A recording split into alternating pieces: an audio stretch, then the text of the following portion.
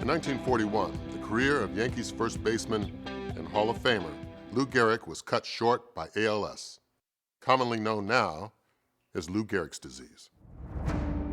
70 years later, after the passing of one of America's greatest sports icons, Northwestern University is shining a new ray of hope in the fight against ALS.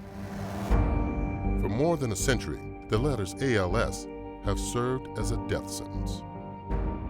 ALS is a fatal disease, and most people die within 5 years. Half of them die within 3 years. There is no effective treatment to reverse or fix the disease. Herculean efforts have been made to raise awareness and fund research for this incurable disease. But the fact remains, ALS has no cure. ALS affects motor neurons or nerve cells that give signals or communicate with the muscles. It leads to weakness of muscles, and it leads to respiratory failure, and that's how most of the people with ALS eventually die. 95% of the time, it is like having a ringside seat to your own dissolution. This is a straitjacket that is biological because your mind is imprisoned in your own body.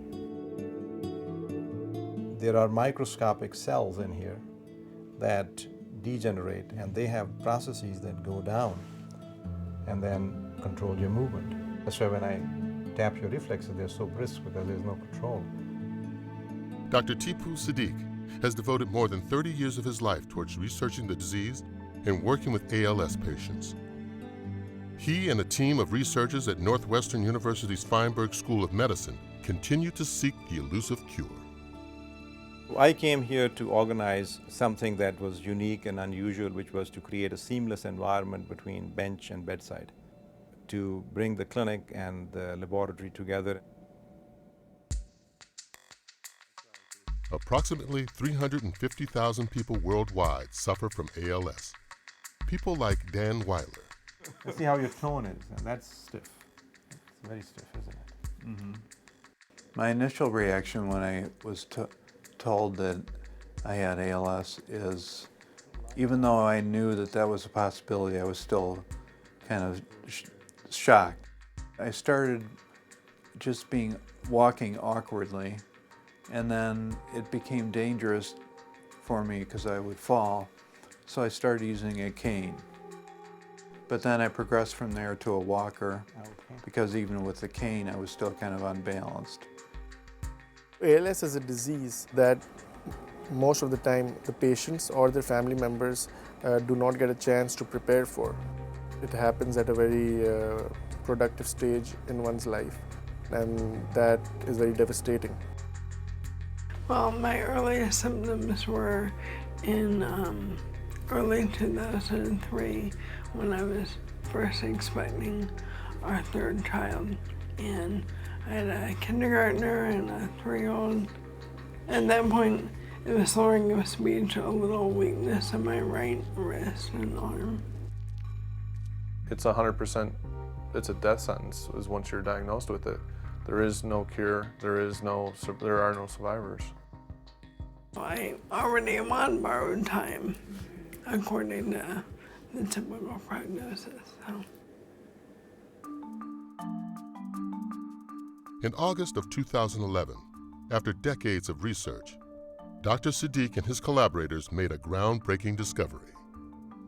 We have found the central mechanism by which degeneration occurs in ALS. It was a huge breakthrough in not only in the field of ALS, but also in the whole field of neurodegeneration. Siddique's team discovered that a malfunctioning protein called ubiquitin-2 abnormally accumulates in brain and spinal cord cells of ALS patients. You can imagine a garbage disposal system where the garbage is not being disposed of and it's accumulating and accumulating. The abnormal buildup of proteins was found in every ALS patient that we studied. The enormity of this discovery came to me when one late evening I was looking at the pathology of sporadic cases. In each case we found the same thing. I said to myself, nobody else in the world except us know this very small portion of the truth in the world. It made me feel very humble, and you wondered why you were so fortunate to be given this knowledge.